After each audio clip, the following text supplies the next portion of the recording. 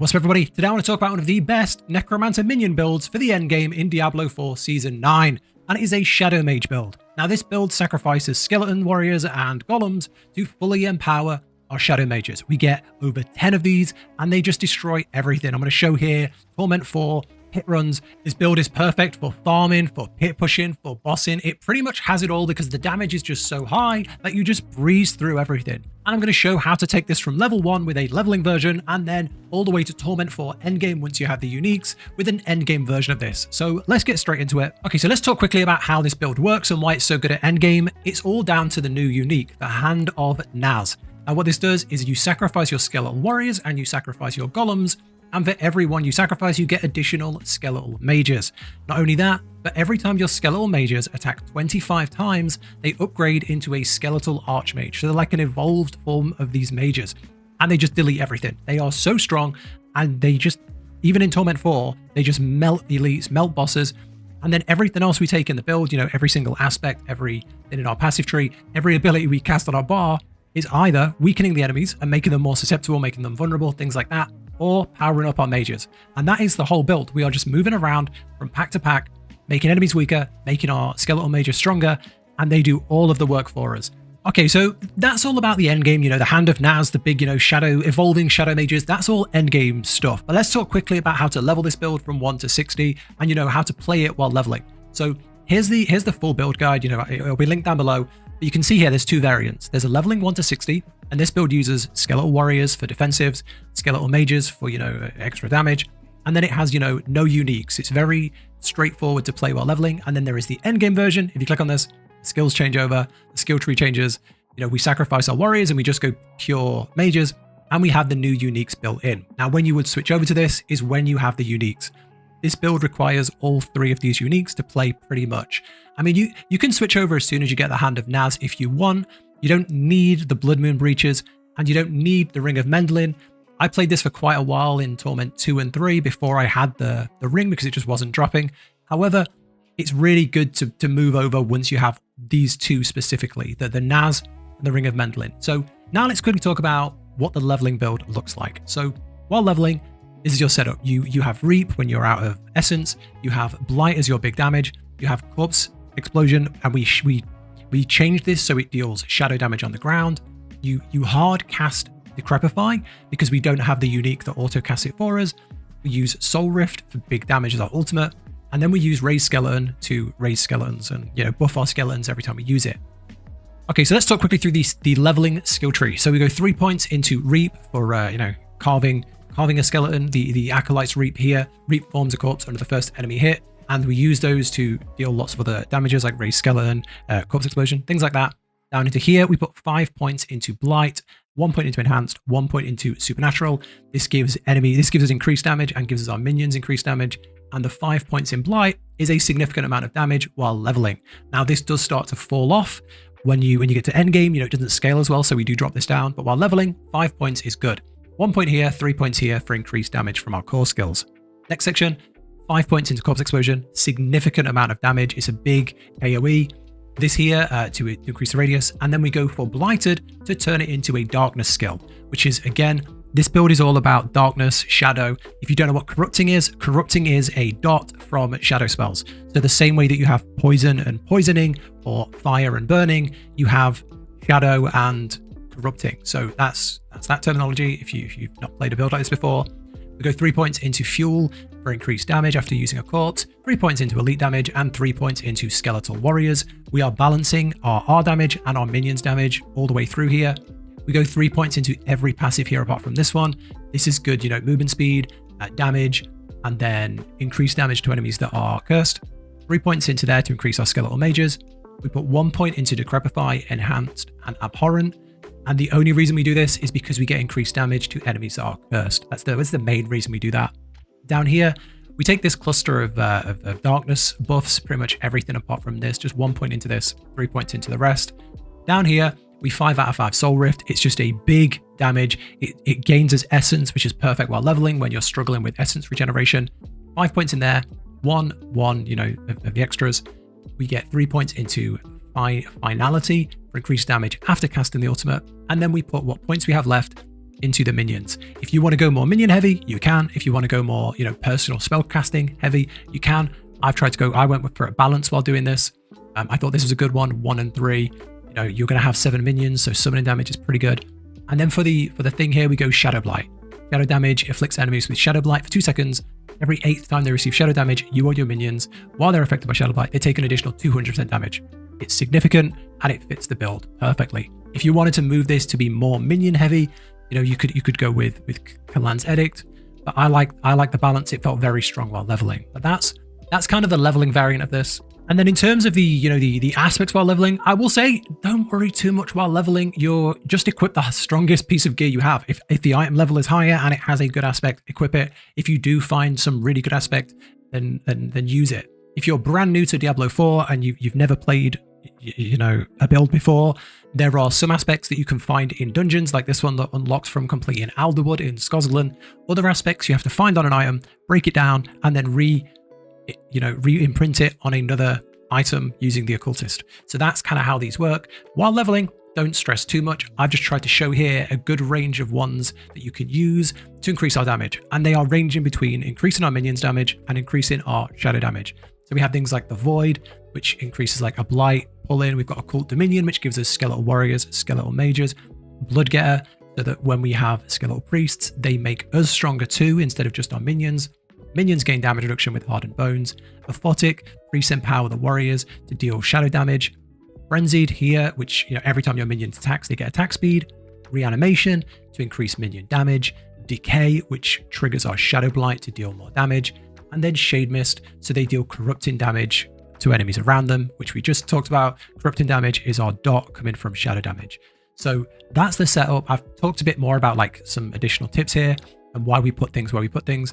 But while you're leveling, you level pretty fast in Season 9. If you just do Blitz to 60, you might not use half these aspects, but if you find them, chuck them on, and hopefully that helps. So yeah, I just kind of wanted to set this up. We've already talked about, the setup here.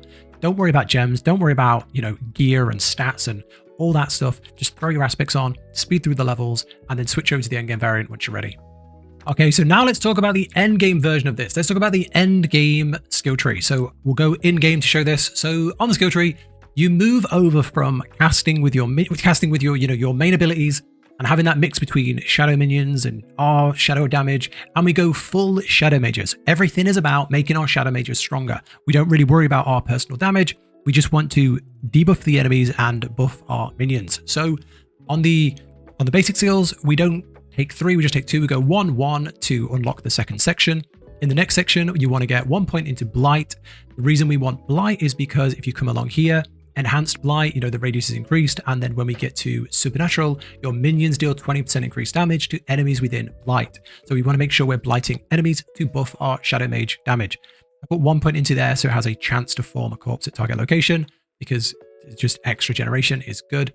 The reason we want to form corpses, by the way, is twofold. One, it lets us cast the spells that need them, and one of our Paragon tree things is that we deal more damage the more corpses that are around us. So if you ever see us taking like extra corpse generation and you think, that's a bit too much, that's why.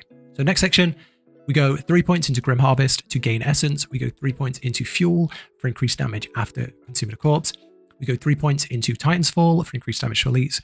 1 point for the Lucky Hit barrier.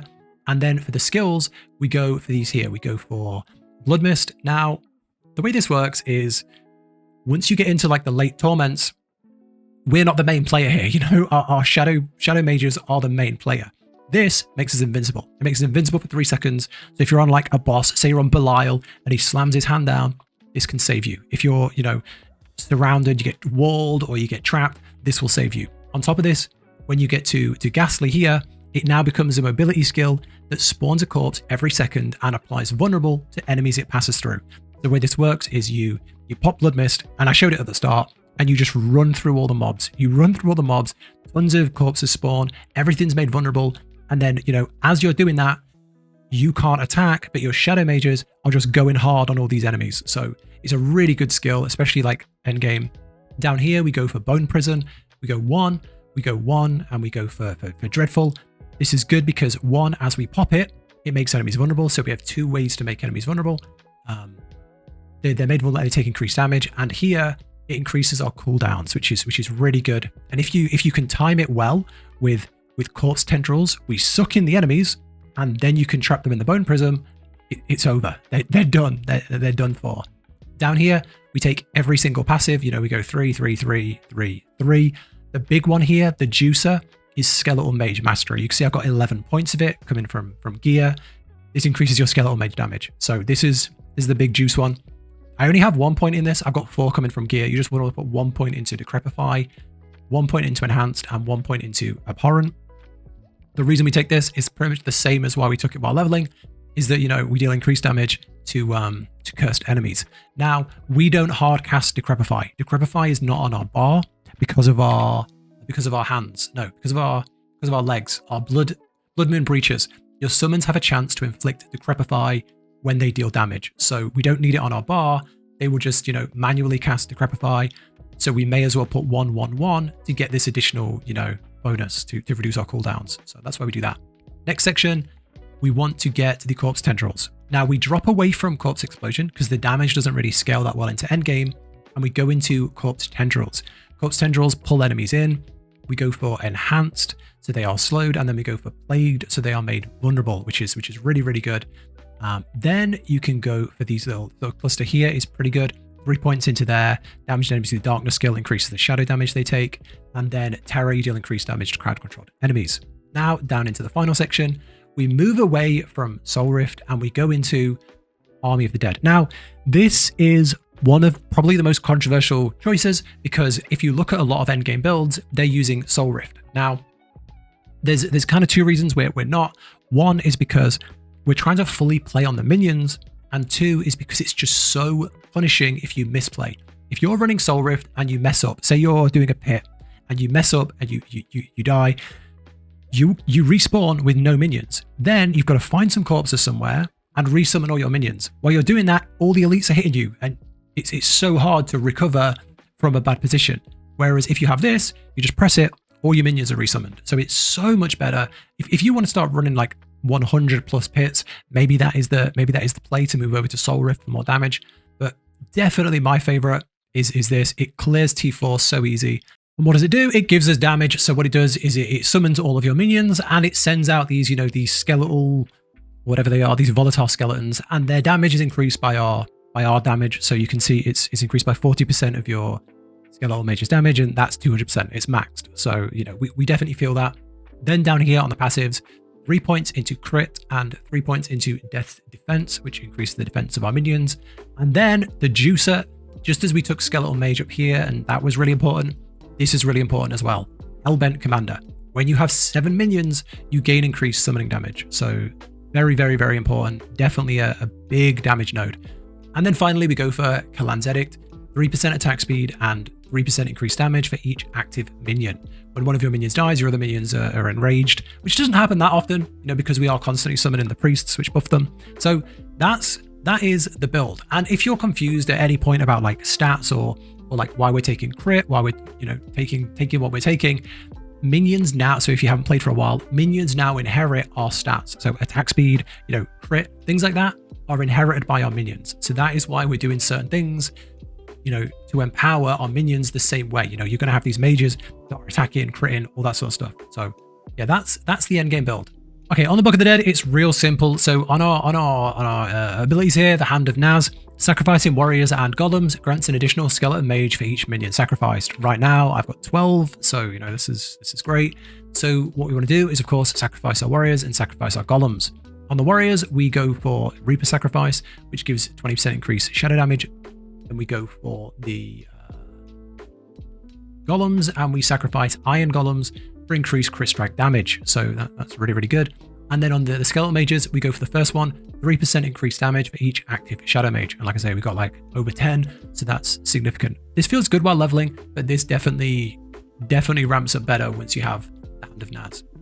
Okay, let's talk about the aspects and the gear. So first, the uniques. So on the uniques, you want to have this. You want to have the Hand of Naz. This is your main unique. It's how we get these big Arch-Mages. Every time they've attacked 25 times, the skeletal mages evolve into skeletal Arch-Mages, and they teleport around, deal more damage. It's the build definer. It's how the build works. Then the second most important unique is the Ring of Mendelin. Now, the way this works is every 6th attack each minion does is empowered, dealing damage. But the key thing is you gain, on the ring itself, you see it has summon attack speed, and it has +4 to Skeletal Mage Mastery, which again is significant amount of damage. So again, this one also has really good stuff, like it has, 100 and something % Skeletal Mage damage and Skeletal Mage Mastery. So these are kind of the two things you need before you switch over to the endgame build. They're like required. Then one thing that's nice to have, I still don't have this as Ancestral, still got like 750 item power. It's the Blood Moon Breaches. Now these give us two really, really good things. One, the summons have a chance to inflict Decrepify, which is good because we deal additional damage to things that are cursed. In the Paragon tree as well, we have the Fatality, I believe, the Fatality board, which also increases our damage with curses. So that's really, really good. And then again, you see we've got increased crit strike damage to cursed enemies. Amazing. And increased Hellbent Commander passive levels, which is great. You want to try and get a really good one of these. I'm having the worst luck ever. I don't really trade, so I'm doing it all myself, and I've just not found one. I've done so many bosses and it just hasn't dropped. So try and get a good one of these with a good level to Hellbent Commander. But yeah, and that's going to help you out a lot. Okay, then on the actual aspects, I'll go on the weapon first. You've got Service and Sacrifice. Now this works perfectly because if you look, it has almost a negative to our Skeletal Warriors and then a buff to our Skeletal Mages. So Warriors explode on death and they lose 25% of life while in combat. However, we don't have any because we sacrifice them. If you did have them, you'd have this problem where every time you're raising skeletons, you're constantly replacing your warriors and you never actually get the buff. But we sacrifice them, so we don't have that negative. What we do have is mages take 90% less damage and they deal up to 200% increased damage. So incredible. On the amulet, I would go for reanimation. Your minions gain increased damage while alive, so up to 90% increased damage. So those two is where I would put your main things. And then everything else, I like Hardened Bones on the helmet for up to 30% damage reduction. Now you could go for, I can't remember what it's called, armored something. It gives you increased armor. You could go for that one. You could also go for some other damage dealing ones here, but the build does feel quite squishy once you get into tier 4, so I think this is the best way to go. Then you got Occult Dominion, which is 2 more warriors, 2 more mages. Onto the feet, we can go for Of the Void, which, Blight will pull in enemies and has a chance to stun them. And then finally, the last one is the Ring, Unyielding Commander. When army that is active, your minions take reduced damage and deal to 110% increased summoning damage. So that's all of the gear. And then a quick thing on like tempering and stats, that kind of thing. We want to work on attack speed, crit. Crit damage is kind of big in this one. We want to go for anything that gives us defensive. You want to try and hit the 1000 armor cap if you can. You want to try and hit a good amount of life, that kind of stuff. So, I've got like max life, armor. I'm still working on this. It's nowhere near like how I'd like it. Intelligence is a good stat to have. You want things like vulnerable damage if you can get it, because we have a lot of ways to apply vulnerable. On your neck, you want to go for crit, intelligence, and you want to get Hellbent Commander. Hellbent Commander is huge. You don't need to find an item with a Greater Affix Hellbent Commander. You don't need to find some like super juiced item. Just roll it at the Occultist. You can see I rolled mine. It's not a good roll. It's a 3. You can easily get a 4 if you get good here. Yeah, that's kind of how we want to set this up. And then on the tempers, here's what we're looking for. On the weapon, chance for skeletal mage attacks to cast twice. Try and get that and try and hit it with your masterworking. That's huge. And you can also get skeletal mage damage. You can see I've got like 400% there on that weapon, which is amazing. Then you've got you can get curse sizes, which is pretty good. Ultimate cooldown reduction is really good to have. Skeletal mage damage again is really good. I'm gonna have it all on the build sheet if you want to go through one by one. Okay, now the season 9 powers. What are we looking for? So number 1 is this, Disintegrate. Disintegrate is just broken. Disintegrate is just so OP. It feels like every build guide you watch is going to be recommended Disintegrate because it's just so good. It's fast. It has a good cooldown. It does kind of everything you need. So I'm going to recommend it yet again in another video to go for Disintegrate. That's going to be your main ability. I put it to Blight just because it's an ability we cast often, but you could also put it to Raise Skeleton because that's something that you use a lot as well. On the Arcana, the Infusion, Thunderous, the only reason we take Thunderous is because it deactivates Suppressor. Don't look at anything else other than that. Suppressor is kind of annoying. That's the thing where when you get up to minions and they have the aura around them, you can't attack them. It's really annoying because you're using mages that they won't get through that. They won't have the brains to jump in, get close to the enemy and melt it. So, you know, this will do that for you. This will, you know, it gets rid of it, so you don't have to worry about that. Then on the what do we call them? Arcanas, I go for this one, the Charm, which has a chance to execute enemies. You've got the Invigorating, which gives you a Fortify and a Heal, which is good because we're squishy, and then a Bottled Wind, which gives you a Barrier. And while leveling, I would put this in. I would put like Shifting Power while leveling, or like Early Torment, because movement speed is really, really nice. But you know, you want to move over to more defenses while when you get to endgame. Okay, now the other side of the Season 9 powers is the Horadric Jewels. So let's talk about those. First up, you want to get Liminal Echo. If you would take fatal damage, instead prevent it and become invincible. So you become invincible for 3 seconds. It's basically a escape death, and you are squishy. You're a squishy necromancer, and if you get hit, it's not good. So this saves you every 75 seconds. It's huge. Then I would go for, secondly, I would go for the Reverie Horn. Yeah, Reverie Horn second. This is the after you injure or defeat an enemy, your summons are empowered, growing 50% larger and dealing more damage for 4 seconds. And then finally, the last one I'd go for is the Will Breaker. So physical damage you deal shatters enemy spirits, causing them to take 40% more physical damage for 6 seconds. Why do we care about physical damage? One, we have the Bone Prison, which is fine. And then secondly, on the Ring of Mendelin, every 6th attack, your minion deals physical damage. So this is just a good scaling damage. So yeah, that's everything Season 9. Okay, now let's talk about the end game Paragon Board. So if we go full screen, what we're doing here is we want to go down both sides. We want to get the resistances, we want to get the max damage and the life. We want to come up to the middle, and we're going for the essence. Every 5 decks increases crit strike damage. Crit strikes damage scales really well, and we have a lot of ways to apply it in this build, so you want to grab that.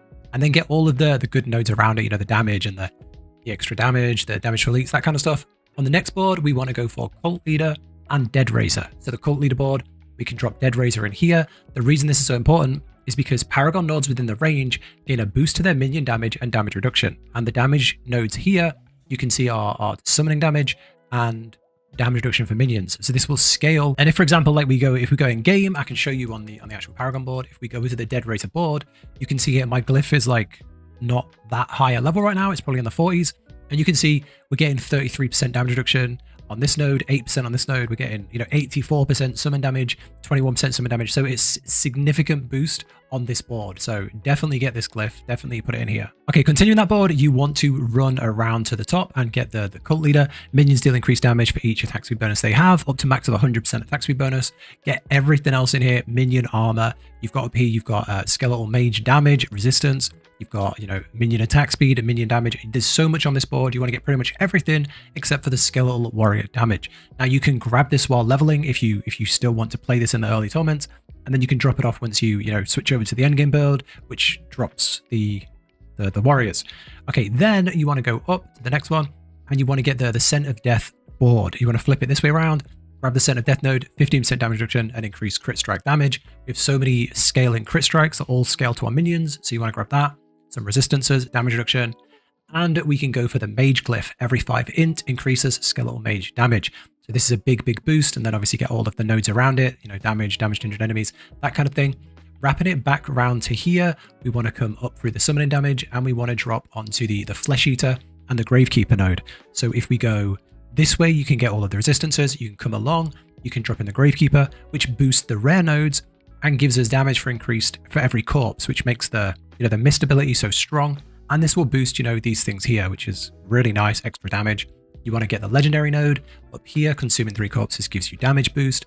And then on the way out, you can get more life and life regen. Coming up to the next board, we go Frailty and Exploit. Flip it this way, get Frailty. Cursed enemies take increased damage from you and your minions, increased for each second they are cursed. And our minions are auto casting curse with our, you know, blood breaches. There's extra resistance here, extra attack speed, which all, you know, reflects back. And then we've got the exploit glyph, increased damage to vulnerable targets, and we have a few ways to make enemies vulnerable and everything around it. So that's the full setup. It's all linked in the build guide. You just go endgame, Paragon board. It's all on here, however you want to go around it. But that's everything, and that's pretty much, you know, that's the build. That's everything there is to know. If you have any questions, I've tried to cover like the leveling and the endgame version of this. If you find this really useful like this, do let me know, and I'll continue to do more like this. If you find it more confusing and you'd rather have a leveling video and a endgame video, let me know as well. I really want to hear what you guys think of this. Thank you for watching. If you want to see more, do subscribe to the channel. Take care, and I'll catch you in the next one.